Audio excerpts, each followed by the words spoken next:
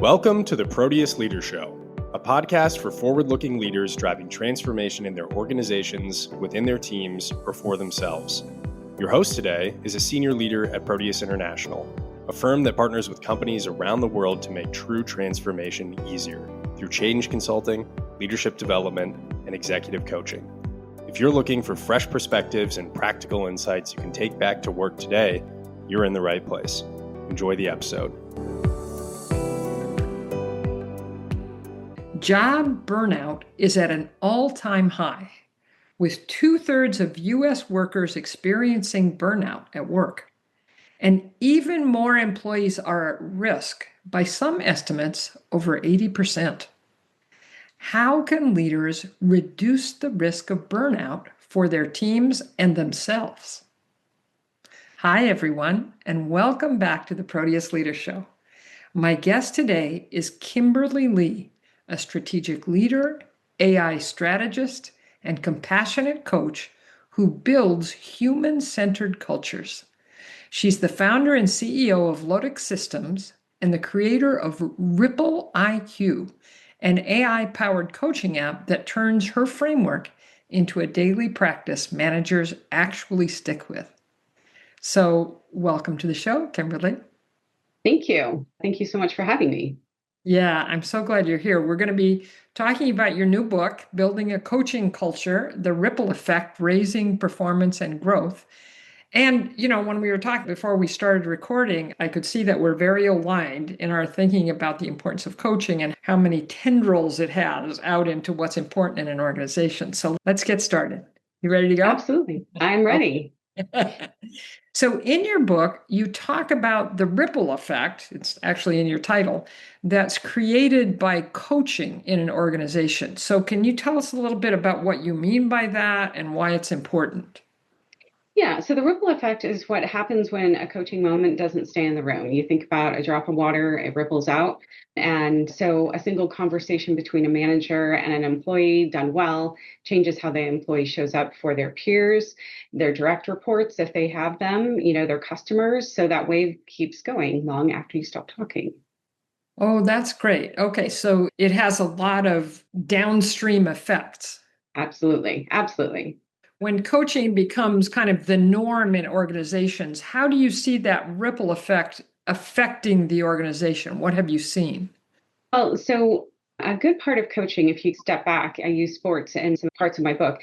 And the thing with anytime somebody is getting coached in a sport or a musician or anything, they have a goal in mind. And that coach is attaching the feedback and the work that they're doing to that goal. And if you think in terms of the Patriots, although that's not my favorite sports team, football team, I do use them. Everybody on that team is getting coached and they're all getting coached. So they are individually doing well. So the team's doing well. They win the game and ultimately maybe the Super Bowl. Everybody knows their role, their place, and why they're there. And the feedback is meant for them to grow and develop. Everybody's looking for that edge. And so if you take that and apply it at work, it's the same thing. If you have your team individually understanding their role, the impact, the feedback is meant to make them do their best and acknowledging the things that they're doing well, acknowledging the things that we all need to grow and develop and how that ties into the team's goals, the department, and so on. So you have that individual connection to the work, and then you have the team connection, all cohesive, trying to accomplish great things. Yeah, that's great. And I'm sure you've seen this. So let's say there's a manager.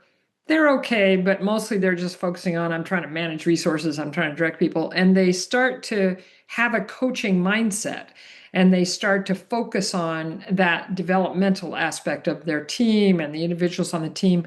How do you see that changing them and their team? What positive changes have you seen as a result from that? I think just in general, the relationship, and I've experienced that certainly within my teams. I've worked in private equity and HR tends to be one of the leaner sides of the house in many organizations, and the amount of work that we were able to do and accomplish because we had this really great team.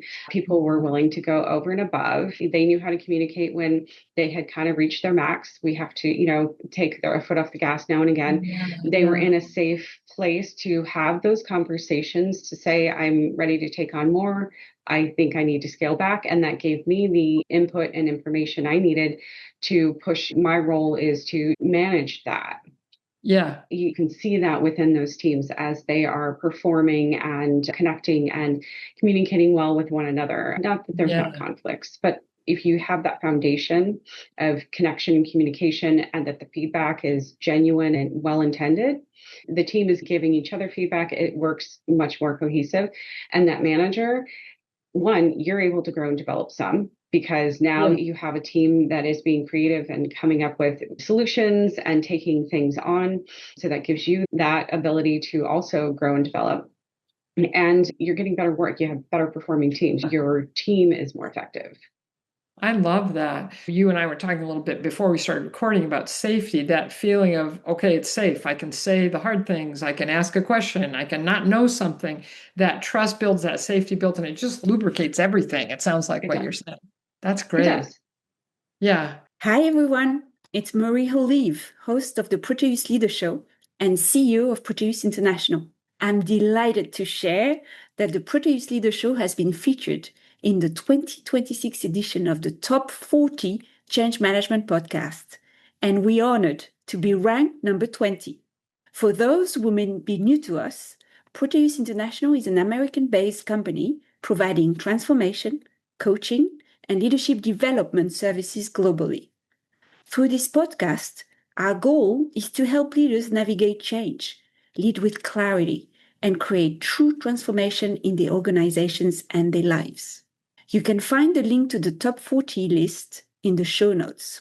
And while you're there, please make sure to follow the podcast so you'll be notified when new episodes are released. You can also help more people discover the Proteus Leader Show by leaving us a review and sharing the episodes you've enjoyed with your colleagues.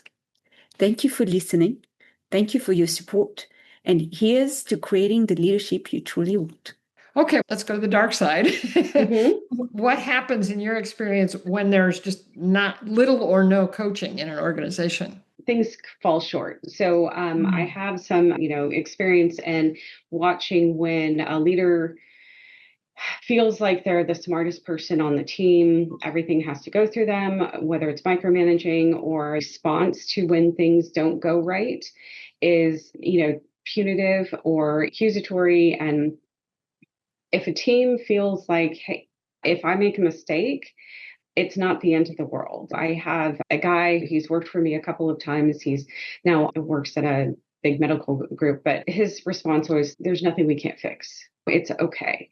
And sometimes it's bigger mistakes. And sure, there's different accountability, but one, you're accountable.